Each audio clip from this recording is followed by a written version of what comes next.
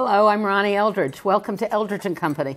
I want to talk about Puerto Rico today. Thanks to the media, we're well informed about the financial crisis in Greece. But what about the one in Puerto Rico? They seem to be similar, but there is a crucial difference. Greece is a country, and Puerto Rico is a territory of the United States. Angelo Falcone is a founder and the president of the National Institute for Latino Policy, and I'm happy to say he's my guest today. Nice to be here. I couldn't think of anybody better to talk to about this crisis. There's something unseemly that the goal of everybody, I mean, it's, of course, you understand the financial community, but then to see that two senators are considered to be, I guess, more progressive when they introduce a bill in the Congress allowing Puerto Rico to go bankrupt. You know, it's not right in the United States that we have a territory. First of all, that we have a territory, I guess, right? Yeah, well, yeah. And even though it's called a commonwealth, it's really a territory. I mean, there are states that are commonwealths, Pennsylvania, right, Virginia, and stuff like that. So they're not a state, so they don't have the same powers that these other I mean, what is the future? What are we going to do? So we'll bail them out this time, maybe. And then what happens? Well, you know, Puerto Rico, the phrase I like to use is that Puerto Rico's in a political twilight zone. It's in a place politically which no one really knows exactly how to define it. For example, right now, there's the whole issue of the debt crisis, $73 billion. How did they get to the point where they owe $73 billion? I don't even know what $73 billion looks like. I couldn't even imagine it. It's a lot of money, and it's beyond my So how did they get to? So they get to the point, well, the question is, how did they get to that point? And a lot of it has to do with the fact that it is basically, you call it a territory, I call it a colony. It's a colony of the United States. The United States in 1898 took over Puerto Rico in the Spanish-American War. Same time Cuba was taken from the Spanish. It took it over, and it was under military control of the United States. Military control. A lot of Americans today couldn't imagine the U.S. having the military taking over and running a country. They were doing that in Puerto Rico, and it wasn't until 1952 that they established a constitution, and they call the colony now a commonwealth or a free associated state. But they didn't do that by themselves. The Congress gave them the power to do that. Well, this was totally under the control of the U.S. Congress, and a lot of it had to do also with the fact that there was an international outcry about the whole process of the need to decolonize different countries, and Puerto Rico was getting there was a lot of pressure on the United States from the UN about decolonizing Puerto Rico. So the solution was not to decolonize Puerto Rico per se in terms of giving it the right to become independent, but really creating this thing called a commonwealth or free associated state as some sort of innovation in terms of international relations. The result is that Puerto Rico has been tied to the United States economy in ways that have really disadvantaged it in many ways. A lot of the economic development in Puerto Rico is driven by tax credits to U.S. corporations. That was that triple tax thing where we have that in this country, but you have to live in the state to be exempt from the state tax, right? And also, but anybody could be exempt. And there was a major thing it was a major economic development tool for Puerto Rico. That coupled with the escape valve of Puerto Rican migration in the United States. So you had a high unemployment in Puerto Rico, so a lot of people could come to the United States. They were U.S. citizens. 1917, the U.S. Congress made us all citizens, so we didn't have to go through all the hoops, the hoops that immigrants have to go through to come to this country. That became a safety valve. So you have all these mechanisms that really were very artificial and not very long-lasting in terms of really developing an economic base in Puerto Rico. So you wind up with a very fragile kind of economy that winds up getting into 22 years of deficit budgeting and all this borrowing. And a very large underground economy in Puerto Rico. A lot of people don't understand. We know about the Mexican border. We know about the Canadian border in terms of drugs coming in. But there's also the Caribbean border. And Puerto Rico's also been hit by this tremendous scourge of, all these drugs coming in from South America into Puerto Rico that has had tremendous impact in terms of the economy, but also in terms of just the quality of life. All these things together, a result of this kind of colonial experiment by the United States, where Puerto Rico was disadvantaged to the point where it didn't make sense that it's gotten to the point where you have all this borrowing that's really gotten out of control. Now, because we don't know, because as you said, it's not a sovereign nation, so you can't really compare it to Greece. It's not a state, so you can't compare the situation to Detroit. No one really knows what's ahead. There are no rules, clear rules. So one thing people are coming up with is, well, at least let Puerto Rico have the option of basically being able to be under the protection of bankruptcy, the bankruptcy code. As you said, kind of a strange kind of approach to dealing with this, because all that would do is help Puerto Rico restructure the debt in some way. But right now they're starting negotiations with all the debtors. So you have all these vultured hedge funds in there. I was going to say, who bought those bonds? Well, you have people like, Oppenheimer Fund, people like that are in there. You have a lot of mom and pops, mutual funds as well. So it's a very complex situation, because the government of Puerto Rico now, which has mismanaged the economy, now has to somehow, I don't know how they're going to manage negotiations, very complex negotiations with this very complex group of debtors, because I said you have the hedge funds, mutual funds, you have so you have them having to try to deal with this. Then you have a lot of the debt has to do with these public corporations, the electricity in terms of water. They're really having tremendous problems, and I think about 2/3 of the debt is a result of that. The central government also in Puerto Rico has a large amount of debt as well.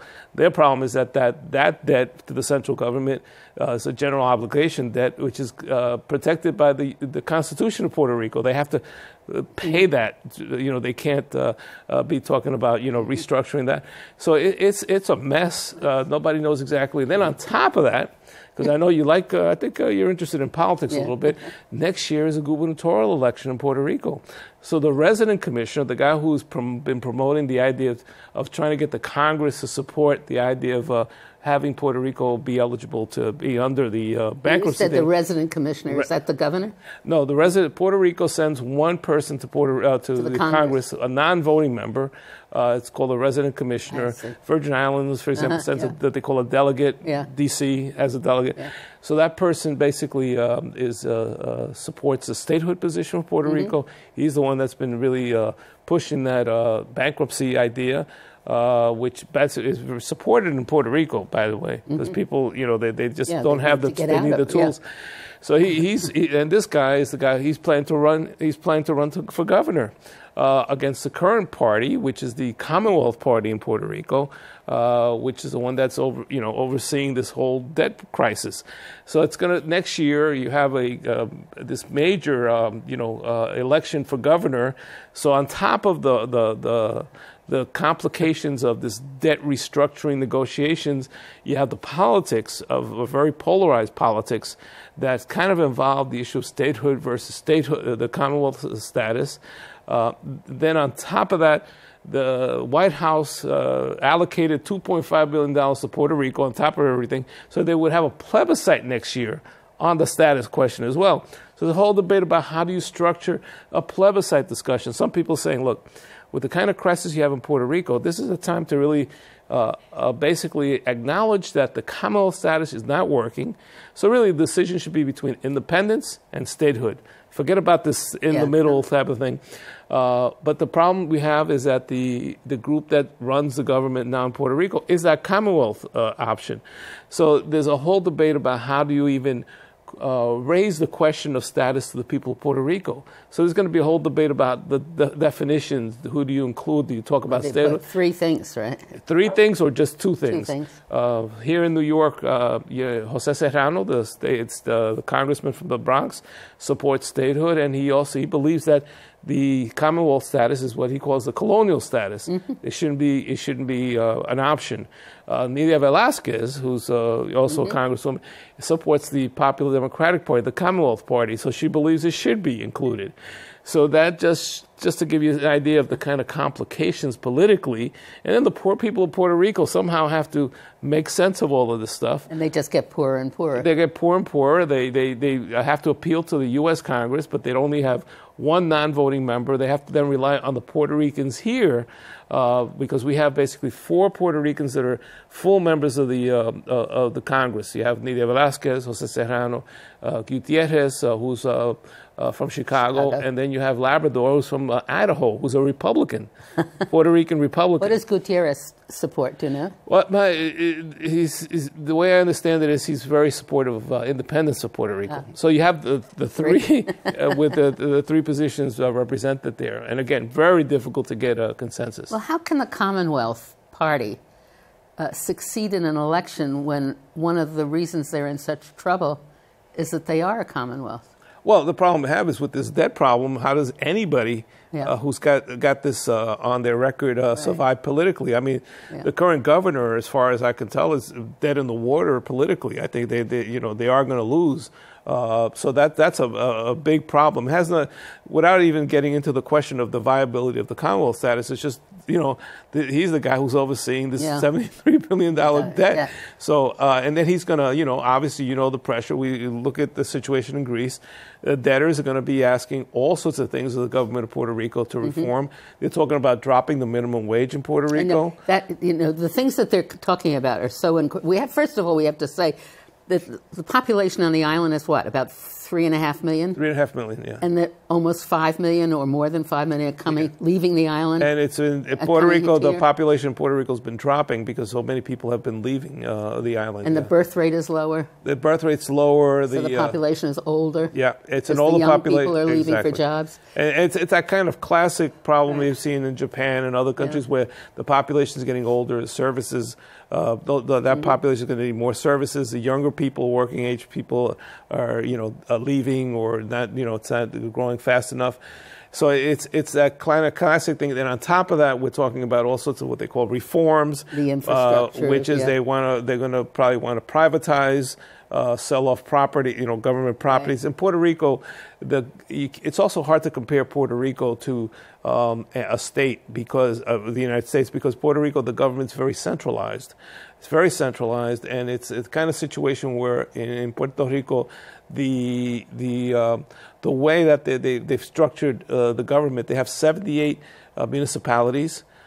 These kind of little cities, a lot of them very small, and it's structured in a very different way than a state is here. And so it's just a different dynamic. So when you're talking about cutting back, I mean, they have a private partnership, public partnership of the major airport. They have like 10 airports, smaller airports that they may wind up having to sell some of them, that kind of stuff. Then the government itself is like about 25% of the employees in Puerto Rico are government employees. It's a very large, much higher percentage of employees or public sector employees in Puerto Rico. So when you're talking about major cuts in government, you're talking about major. Do they have a union? A number of unions, and so there's a real struggle there. Because and critics say that the welfare payments are average, they're more than the income. Well, again, it's all relative, right? It's all kind of relative. When you have a population where the poverty rate is over 45, is like around 45%. Double that of Mississippi, and when you start talking about relative to the per capita income is lower than all the 50 states. But the cost of living in Puerto Rico is just is high, if not higher, than in most parts of the United States. So it becomes like what's happening is the right wing now is coming in. They're against the bank. The Koch brothers already have a campaign against the bankruptcy thing because they want to make sure that the creditors get their money, get all of their money. Well, how do they think they'll get it? Well, where do they think they're going to get the money? Well, you restructure the economy of Puerto Rico.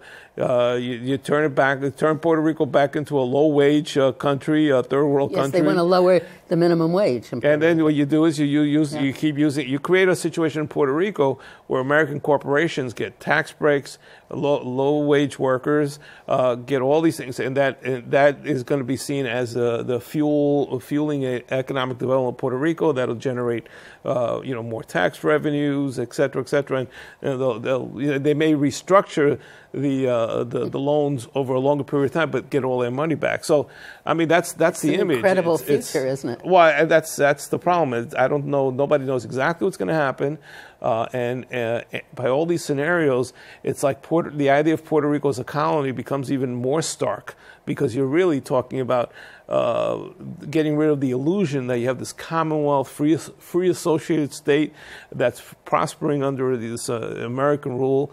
The reality is that right now, the things they're talking about really seems like a classic kind of colonial place that this country is exploiting for its own purposes, and that the illusion of some sort of autonomy just is going out the window. Some people say that when they had that triple tax exemption, that the companies profited more than the people because the jobs were not. Well, there was no time. There was no. It's the same discussion we're having here in New York, right? About providing these tax subsidies to these corporations. Yeah. They wind up promising all sorts of stuff, and in the end, nothing. And they make the money. And so the idea is, how do you make a connection between giving these tax breaks and saying, look, it's going to be based on how many jobs you produce, for example.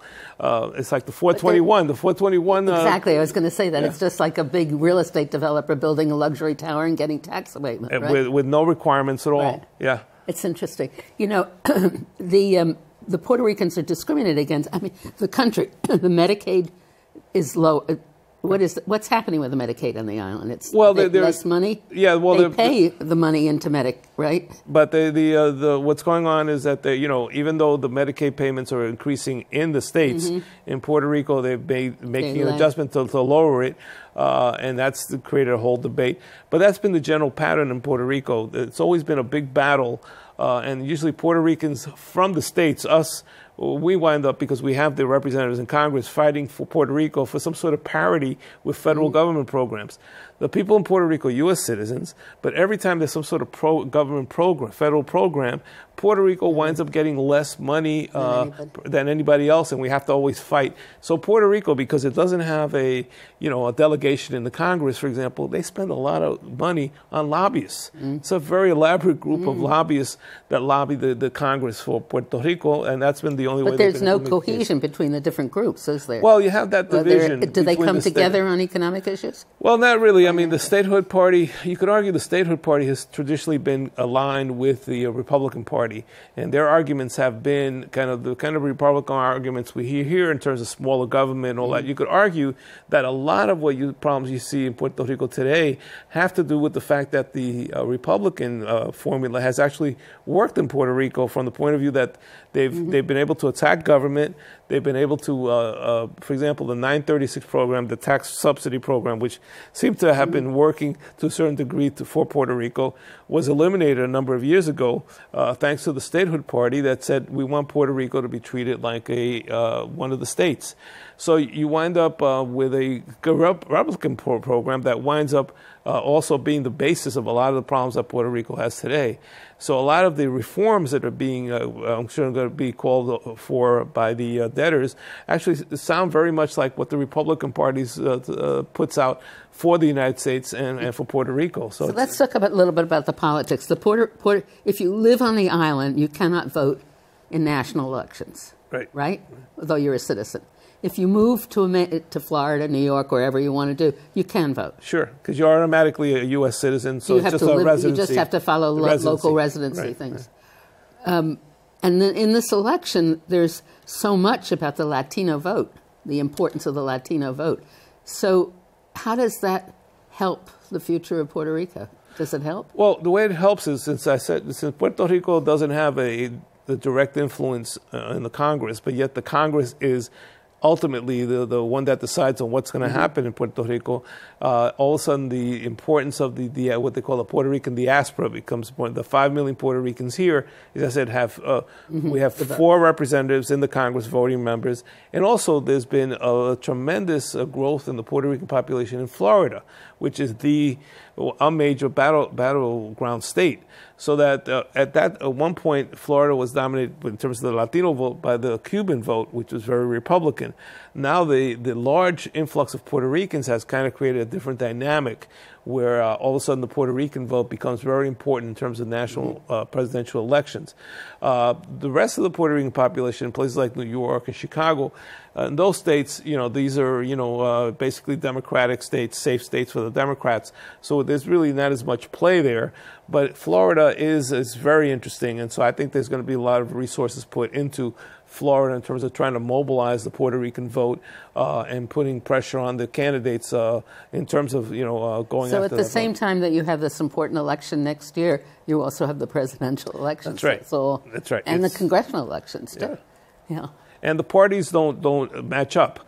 The parties in Puerto Rico with the parties in the United States don't particularly match up. So there's a statehood party, there's the Commonwealth Party, Independence Party. The statehood party years ago used to be identified the Republican Party, but now the resident commissioner is a statehood person, but he's also part of the Democratic Party. And he's also, he was co-chair of the Obama campaign.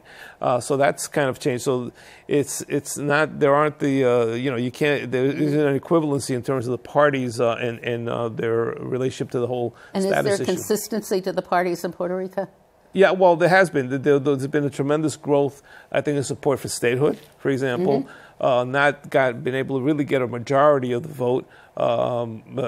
There's a lot of disagreement about where people want to go, but it's gotten the most momentum. The Commonwealth position, especially now with the debt problem, has really been losing favor. The independence movement has stalled. There hasn't really, a lot of people feel like, well, this sounds like maybe a right time for the independence movement to really get out there and really make the case for Puerto Rico independence. But that hasn't really been the case. Do you think an independent Puerto Rico is viable? Well, I think so. When you look at its neighbors in the Caribbean, Puerto Rico has the kind of resources, human capital, the infrastructure. I mean, just compared to, let's say, a Haiti, for example, Puerto Rico is like very sophisticated. So I think it is very, very possible for Puerto Rico to be an independent country. They talk about the difficulties with shipping because Puerto Rico has to follow. Can only ship on American ships. Right, that's part of the Jones Act of 1920. So what is the significance of that? Well, it just, what happens is it's got much more expensive. Puerto Rico exports something and has to use American flag ships.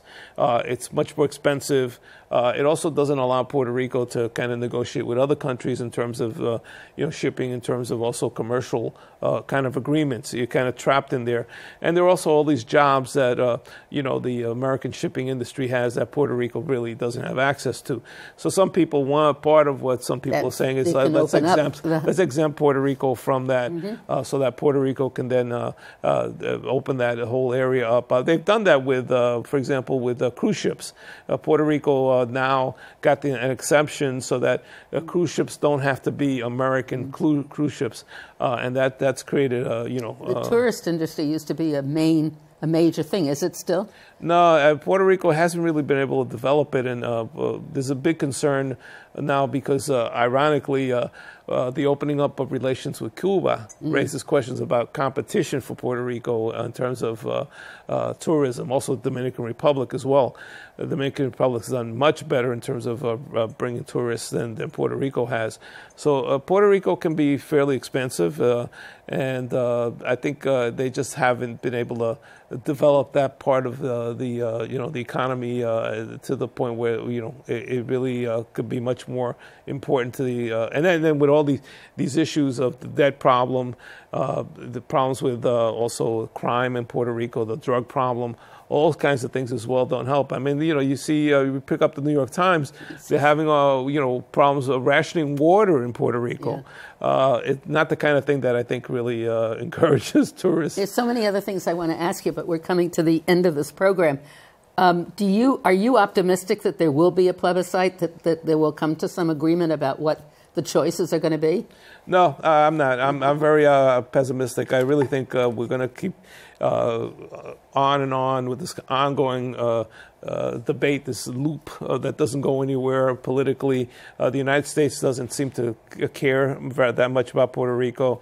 to give it the kind of importance. The people in Puerto Rico are very divided. I really don't know. This debt crisis creates a different dynamic down there. I'm not sure politically what impact it's going to have. So I really have no idea what's going to happen, and I don't think most people do, because again, it's a whole different ball game, and the rules are not clear in terms of how a place like Puerto Rico functions economically or politically. So no, I have no idea. So your institute has a very good website.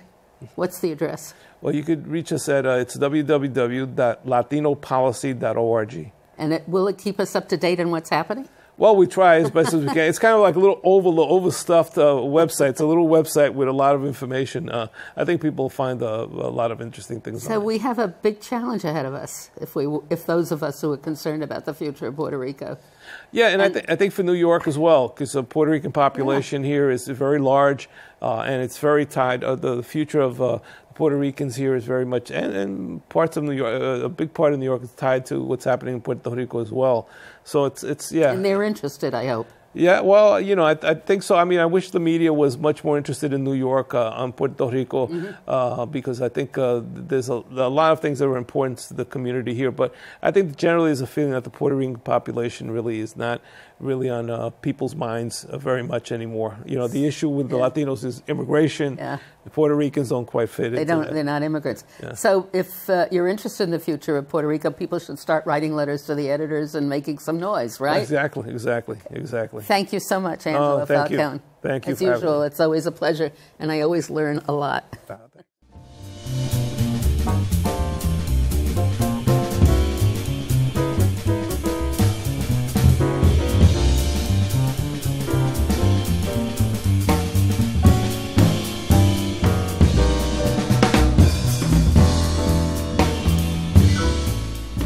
If there are any people you'd like to hear or topics you'd like us to explore, please let us know.